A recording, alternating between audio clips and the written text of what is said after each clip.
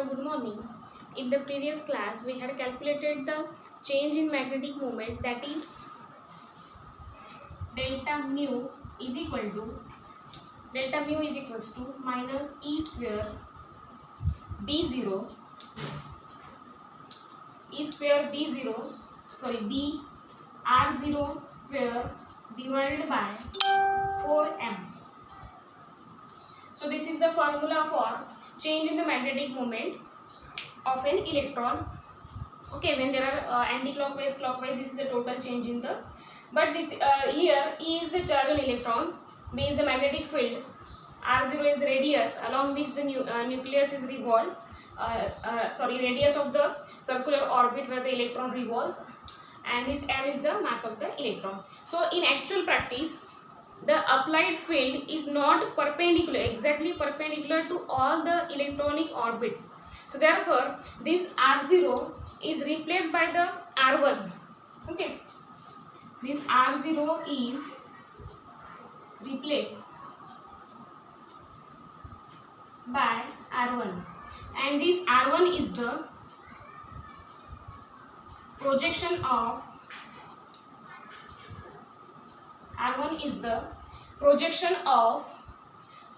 actual radius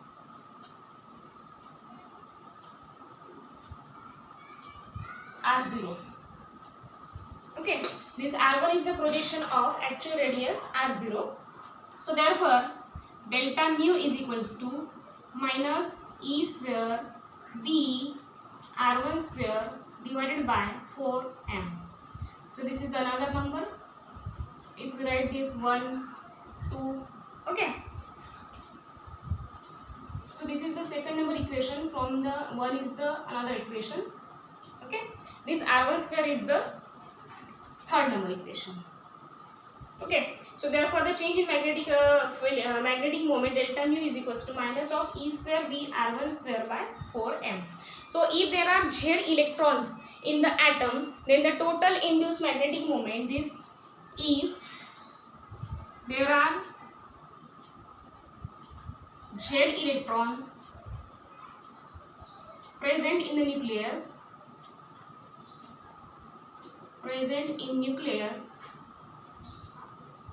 then the total induced magnetic moment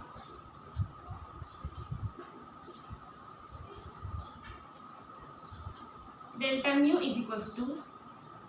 So here, if Z electrons are present, then for that there are a Z number of R1 square present. So therefore, we are taking here minus of E square B and summation of all these projected radii, that is the R1 square divided by 4m.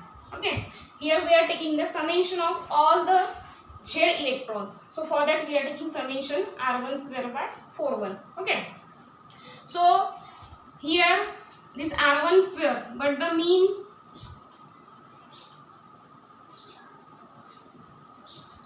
square here, mean of squares of radius of the projected radius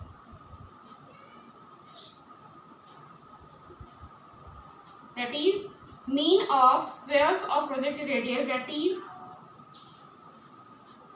R1 bar square is equal to, here we are taking bar, that is R1 bar square is equals to R1 square R2 square plus R3 square plus delta dash RZ square, and divided by, if there are Z number of electrons, we divide here Z.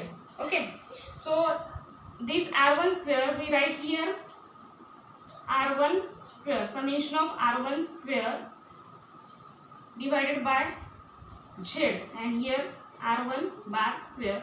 So therefore, this summation of R1 square is equals to, this Z goes to multiplied side, that is R1 bar into Z. So put this value of summation of R1 square in this from this equation to this, we get delta mu is equals to minus e square b, here summation of r1 square value, that is z into r1 bar square divided by 4n. So this is another expression, that is total induced magnetic moment in terms of r1 summation of simple r1 bar square. Okay, so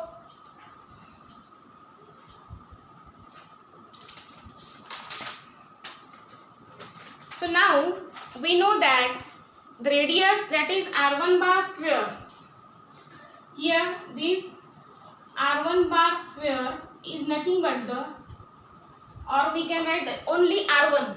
r1 is the projected radii, and this r1 is nothing but the function of two x coordinates and y coordinates, means r is existing two coordinates, that is x coordinates and r coordinates. And here if we are taking this 1, so here we are also taking x1 square plus y1 square. Okay, r1 square is equals to x1 square plus y1 square, means r is the function of, r is the coordinates of x and y coordinate, y axis. So here x1 and y1 are the coordinates, x1 and y1 are the coordinates of a point on projected orbit where the projected radius is situated. So is x1 and y1 are the coordinates of a point on the projected radii.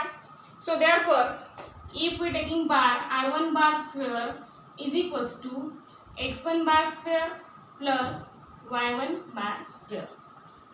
Here we are taking simple r1 square. r1 is the function of x1 and y1. So for that x1 square plus y1 square, here we are taking r1 bar square. So this is the function of x1 bar square and y1 bar square. So but for spherically symmetric distribution, for spherically symmetric distribution, for spherically symmetric distribution, this x1 bar square is equals to y1 bar square, means this x and y are the same. So therefore r1 bar square is equals to twice of x1 bar square. Here x1 and y1 are the same, so in terms of y1 we take x1, so therefore r1 bar square is equals to x1 bar square plus x1 bar square, that is the twice x1 bar square. So this is the fourth number equation. Okay, r1 bar square is equals to twice x1 bar square. So also mean square distance of electron, mean square distance of electron, mean square distance of electron from the nucleus,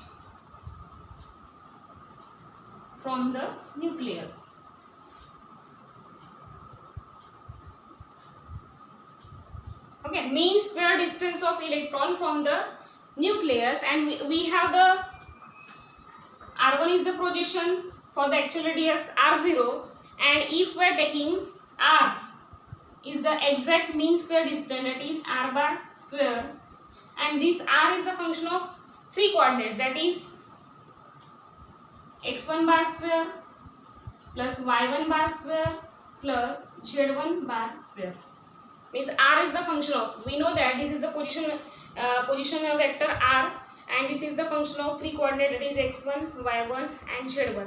So we can draw a diagram, from that we can understand this concept. There is a three direction. This is the x coordinates y coordinates and z coordinates, and along these z coordinates there is a magnetic moment situated, that is the magnetic field situated, that is the B. Okay, and opposite to this there is a PM. Okay, sorry, parallel to this B. Okay, so therefore this R is a function of three coordinates x, y and z. So for the spherical coordinates, this x1 is equals to y1 is equals to z1. Therefore r bar square is equals to